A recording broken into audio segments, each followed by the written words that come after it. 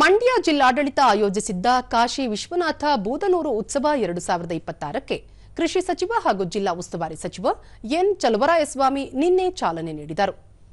ಈ ಸಂದರ್ಭದಲ್ಲಿ ಆದಿಚುಂಚನಗಿರಿ ಮಹಾಸಂಸ್ಥಾನದ ಪೀಠಾಧ್ಯಕ್ಷ ನಿರ್ಮಲಾನಂದನಾಥ ಸ್ವಾಮೀಜಿ, ರಾಜ್ಯ ಮಾಲಿನ್ಯ ನಿಯಂತ್ರಣ ಮಂಡಳಿ ಅಧ್ಯಕ್ಷ ಪಿ ನರೇಂದ್ರ ಸ್ವಾಮಿ, ಶಾಸಕರಾದ ರವಿಕುಮಾರ್ ಗಣಿಗ, ಶಿವಗಂಗಾ ಬಸವರಾಜ್, ಎಸ್ಟಿ ಸೋಮಶೇಖರ್, ಹರೀಶ್ ಗೌಡ ಮತ್ತಿತರರು ಉಪಸ್ಥಿತರಿದ್ದರು.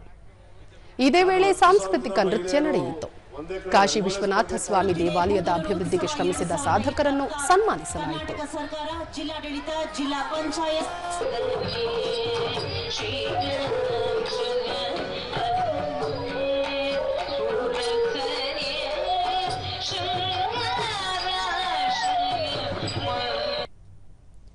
ಬಳಿಕ ಎನ್ ಚಲುವರಾಯಸ್ವಾಮಿ, ಶಾಸಕರು ತಮ್ಮ ಕ್ಷೇತ್ರಗಳ ವೈಶಿಷ್ಟ್ಯತೆ ಮತ್ತು ವೈಭವವನ್ನು ಪರಿಚಯಿಸುವ ಕೆಲಸ ಮಾಡಬೇಕು.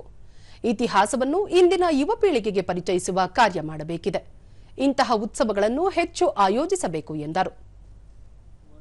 ಎರಡು ಭಾಗ ಸಾಂಸ್ಕೃತಿಕ ಕಾರ್ಯಕ್ರಮ, ಆ ನೆಲದ ವೈಶಿಷ್ಟ್ಯತೆ, ನೆಲದ ವೈಭವ ಮತ್ತು ಇಂದಿನ ಇತಿಹಾಸವನ್ನು ನಾವೆಲ್ಲರೂ ಸಹ ಗಮನಿಸಿ ತಮ್ಮೆಲ್ಲರ ಗಮನಕ್ಕೆ ತರ್ತಕ್ಕಂಥದ್ದು ಬಹಳ ಸೂಕ್ತವಾದ್ದು. ನಿರ್ಮಲಾನಂದನಾಥ ಸ್ವಾಮೀಜಿ, ಮಂಡ್ಯ ಜಿಲ್ಲೆಯ ಅಭಿವೃದ್ಧಿ ಜೊತೆಗೆ ಆಧ್ಯಾತ್ಮಿಕ ಹಾಗೂ ಸಾಂಸ್ಕೃತಿಕ ಕಾರ್ಯಕ್ರಮಗಳನ್ನು ಆಯೋಜಿಸುತ್ತಿರುವುದು ಶ್ಲಾಘನೀಯ ಎಂದರು. ತುಂಬಾ ಚಂದ ಆಯಿತು. ಅದಕ್ಕೆ ಮುಂದುವರಿದ ಭಾಗವಾಗಿ ವಿವಿಧನಾಗಿರ್ತಕ್ಕಂಥ ಸಾಂಸ್ಕೃತಿಕ ಮತ್ತು ಆಧ್ಯಾತ್ಮಿಕ ಪ್ರಚೋದನೆಯ ಕಾರ್ಯಕ್ರಮಗಳು ಹೆಚ್ಚು ಆಯಿತು ಅಂತಂದ್ರೆ ನಾವು ಮನುಷ್ಯರು ಸುಸಂಸ್ಕೃತರಾಗಿ ಕೂಡ ಬದುಕಲಿಕ್ಕೆ ಅವಕಾಶ ಆಗ್ತದೆ. ರವಿಕುಮಾರ್ ಗಣಿಗ, ಕಾಶಿ ವಿಶ್ವನಾಥ ಸ್ವಾಮಿ ದೇವಾಲಯಕ್ಕೆ 1200 ವರ್ಷಗಳ ಇತಿಹಾಸವಿದೆ.